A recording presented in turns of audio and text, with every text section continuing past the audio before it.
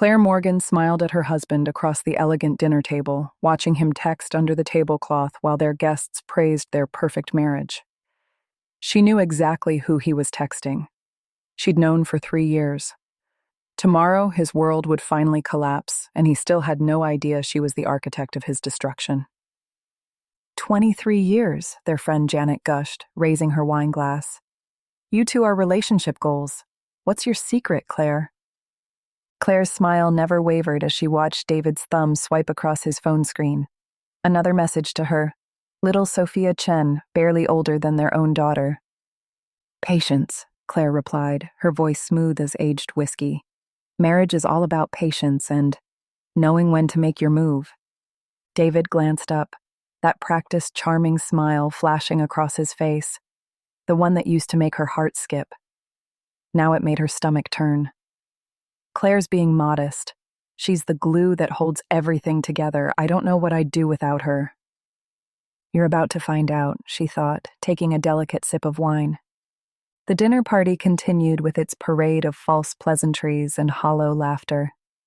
Claire played her part flawlessly, the devoted wife, the gracious hostess, the woman who had no idea her husband was texting his 21-year-old mistress between courses. As she cleared the dessert plates, her phone buzzed. A notification from her lawyer, Linda. Everything's in place. The board meets at 9 a.m. David was still texting, probably making plans for tomorrow. He thought he'd be meeting Sophia at their usual hotel after his board meeting. He had no idea that by then, he wouldn't even have a board to meet with. Claire's reflection caught in the dining room mirror, a woman she barely recognized anymore. Perfect hair, perfect smile, perfect facade. But behind those carefully composed features lived someone else entirely, someone who'd been planning this moment for 3 long years. 3 months earlier, Claire's world had been different. She'd actually been happy, or at least she'd believed she was. It started with something so mundane, helping Emma with her laptop. Her daughter was home for spring break, stressed about her senior thesis, when her computer crashed. Mom, can you grab my backup files from my cloud? My roommate's laptop is in my room. She gave me her password. Claire had found the files easily enough, but she'd also found something else. Sophia's diary. Digital, detailed, and devastating. March 3rd. Dee says his wife is so boring. All she does is talk about her little therapy practice. He says I understand him in ways she never could. The sex is incredible. Nothing like with his frigid wife. Claire's hands had trembled as she scrolled. March 15th. Met his stupid daughter again today. Emma has no idea I'm fucking her dad. We literally had sex in her childhood bedroom while they were at dinner. The thrill is intoxicating. March 22nd. Dee promised that after Emma graduates, he'll file for divorce. He's already moved half his assets offshore. His wife is too trusting to check. Says she's always been naive about money. We'll be in Bali by Christmas, the entries went on. 4 months of lies, documented in nauseating detail. Hotel receipts uploaded as memories. Photos that made Claire's stomach churn. And worse, David's messages promising Sophia everything that had once been Claire's. She'd sat in Emma's childhood room, surrounded by softball trophies and honor roll certificates, reading about how her husband had defiled this very space.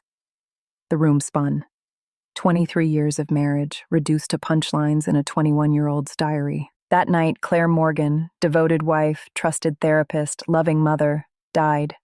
What remained was someone else entirely, someone who opened a new notebook and wrote just 2 words: destroy them. The old Claire would have confronted David immediately, would have screamed, cried, thrown his clothes on the lawn. But the new Claire? She had different plans. Dr. James Thornton hadn't questioned why his former student suddenly needed advanced training in behavioral manipulation. The retired FBI psychologist had seen that particular gleam in Claire's eyes before, in people who'd been pushed past their breaking point. Revenge, he'd said during their first session, is an art form. Anger makes you sloppy. Cold calculation makes you dangerous. For 3 months, Claire studied. Psychology journals on narcissistic collapse, corporate takeover strategies, legal loopholes in business partnerships. She learned to control her micro-expressions, to lie with her eyes, to compartmentalize her rage into something useful. Linda Walsh, her best friend and corporate lawyer, had uncovered the forgotten detail that would change everything. The trust David had signed 20 years ago, giving Claire 51% ownership of his company, a romantic gesture from when they were young and stupid and in love.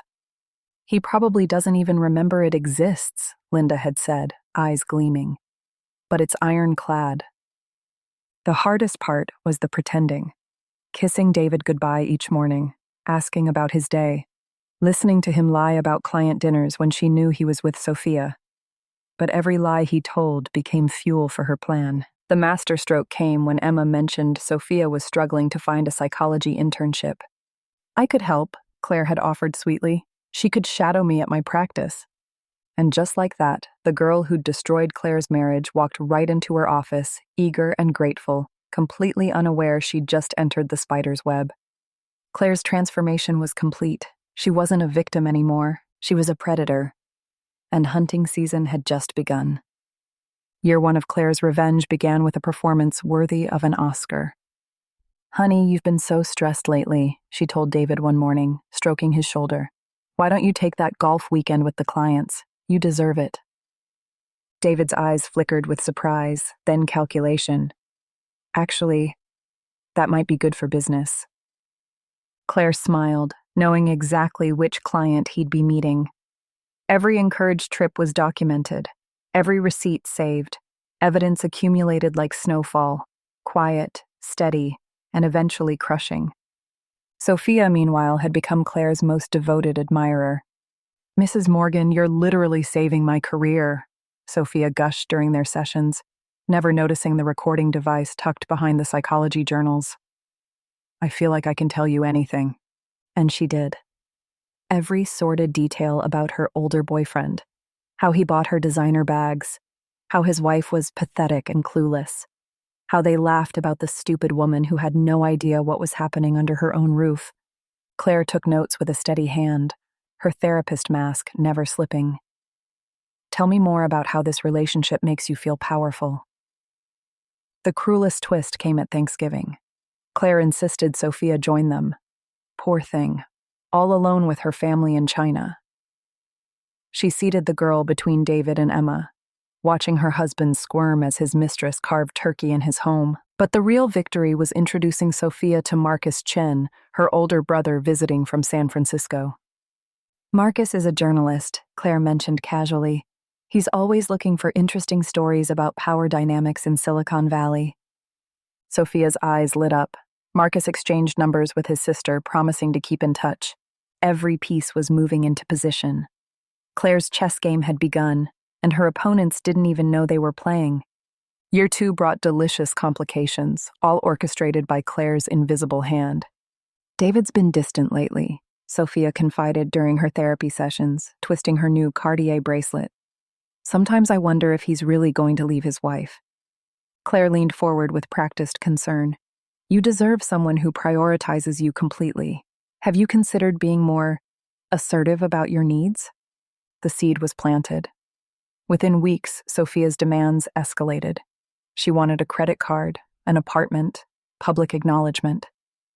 David, trapped between his ego and his fear of exposure, grew increasingly sloppy. Meanwhile, Claire had become a ghost in her own home, systematically gaslighting her husband with surgical precision. His reading glasses moved from the nightstand to the kitchen. Passwords changed mysteriously. Important emails disappeared. "I swear I left the contract on my desk," David muttered one evening, frantically searching his office. "Honey, you've been so stressed," Claire soothed, knowing the document was already in Linda's hands. "Maybe you should see someone. Dr. Thornton is excellent with executive burnout." The anonymous tips to Marcus began flowing like breadcrumbs. A forwarded email here, a suspicious transaction there. The hungry journalist smelled a story about tech industry corruption but couldn't quite piece it together, not yet. The company's setbacks seemed coincidental. A failed merger here, a lost client there. David never suspected his wife was feeding information to competitors through Linda's network. His empire was rotting from within, and he was too distracted by Sophia's increasing tantrums to notice. Claire watched it all from her perfect perch, the devoted wife everyone pitied. Poor Claire, they whispered at charity events. She has no idea. If only they knew she was directing every scene of this tragedy. The stage was set. Year 3 would bring the finale. Year 3 arrived like a hurricane in slow motion. It started with a simple mistake. Sophia's mistake. She'd left her laptop open at Claire's office, diary visible, when Marcus called about visiting his sister. Claire had simply taken a photo and sent it from an anonymous email. Your sister has quite the story to tell. Marcus Chen, ambitious journalist with a nose for scandal, couldn't believe what he was reading. His baby sister was sleeping with David Morgan, the tech CEO already under investigation for financial irregularities. The story wrote itself. Claire watched from her kitchen window as David read the morning news on his tablet. His coffee mug shattered on the marble floor. Tech Titan's affair with student exposed. Morgan Industries CEO David Morgan caught in scandal with 21-year-old. The board meeting was in 2 hours, but they'd already received their packages, couriered at 6 a.m. Financial fraud documentation, offshore accounts, embezzlement evidence that Claire and Linda had meticulously compiled, all tied with a bow and a note from a concerned shareholder. The IRS received their package too. Claire, oh God, Claire. David burst into the bedroom, phone buzzing incessantly. Someone's trying to destroy me. The board wants an emergency meeting. The journalists won't stop calling. Claire pulled her silk robe tighter, practiced concern flooding her features. What are you talking about, honey? Then came the call that made her heart sing, Emma. Mom? Her daughter's voice was broken, disbelieving. Is it true? About Dad and Sophia? My roommate Sophia? The fury in Emma's voice was real, the betrayal complete. Claire hadn't orchestrated this part. She'd simply lit the fuse and let human nature handle the explosion. By noon, David's world was ash, but Claire wasn't done yet. The boardroom at Morgan Industries had never felt smaller. David sat at the table he'd once ruled from, now facing termination papers and criminal charges. The board had voted unanimously. The CEO had to go.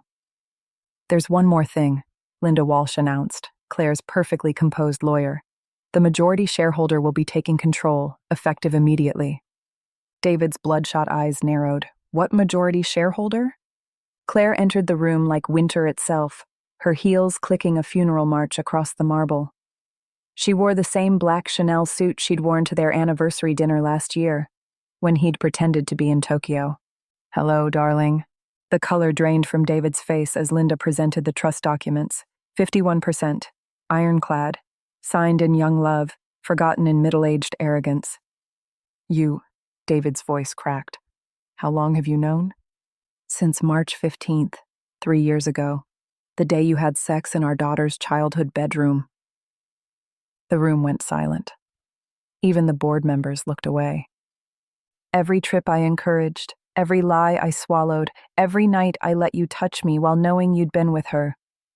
It was all for this moment. Claire's voice was calm, clinical. I destroyed you with your own weapons, David, your ego, your greed, your stupidity. Across town, Sophia was getting her own revelation. The university had expelled her for ethics violations, sleeping with a client's husband during her psychology internship. Her supervisor?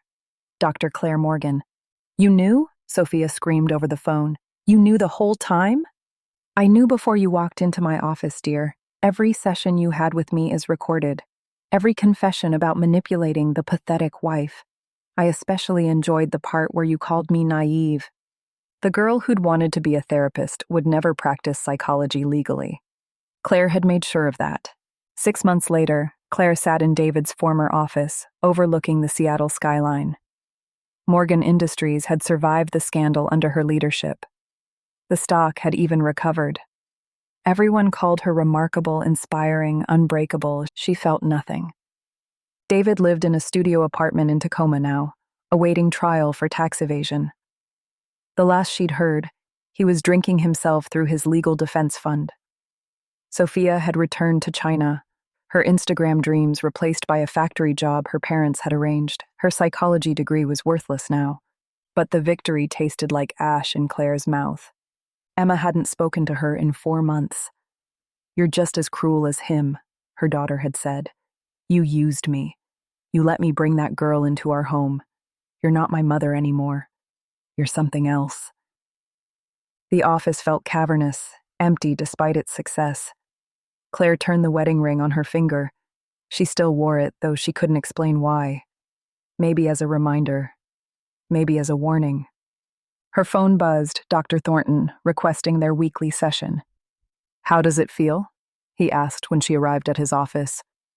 "Getting everything you wanted?" Claire stared at the ceiling, the familiar leather couch beneath her. "I destroyed them completely. Took everything. David, Sophia, their futures, their dignity, their hope." "That wasn't my question." She was quiet for a long moment. Outside, Seattle rain began to fall. "I won," she finally said, voice hollow. "I executed the perfect revenge. 3 years of planning, and it went exactly as designed." "So why are you still here, Claire?" She closed her eyes, Emma's words echoing. "You're something else." "Because I destroyed them," Claire whispered. "But I think I destroyed myself too, and that," her voice broke for the first time in 3 years. "That might have been the plan all along.